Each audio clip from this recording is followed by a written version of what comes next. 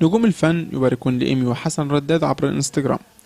حرص العديد من نجوم الفن والمجتمع على نشر صورهم في فرح الفنانة إيمي سمير غانم وحسن رداد اللي أقيم أمس في الجونة عبر مواقع التواصل الاجتماعي، حيث تسابقوا في تهنئة العروسين متمنين لهما التوفيق في حياتهما.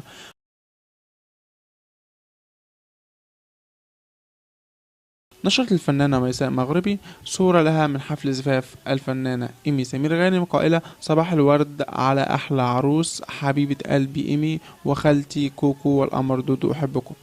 كما قامت الفنانة روجينا بنشر العديد من الصور لحفل العروسين أمس بصحبة العديد من الفنانين الذين حضروا الزفاف، وعلقت على إحدى الصور لها مع العروس قائلة: ربنا يسعدكم العمر كله، ألف مبروك. كما نشرت أيضا فيديو مع زوجها الدكتور أشرف زكي نقيب المهن التمثيلية، وعلقت عليه قائلة: الحب كله، الحب كله.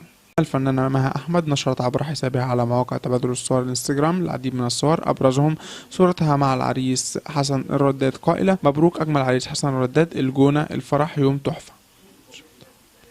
كما علقت أيضا على صورة نشرتها بصحبة زوجها الفنان مجدي كامل قائل: عقبال كل بنت وكل شاب بيتجوز اللي بيحبها.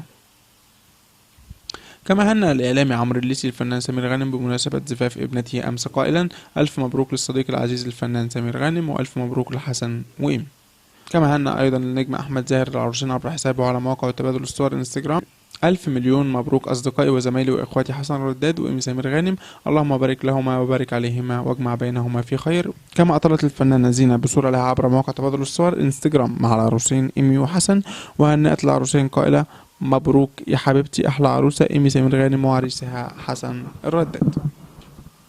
شكرا لمتابعتكم كلاكيت فن.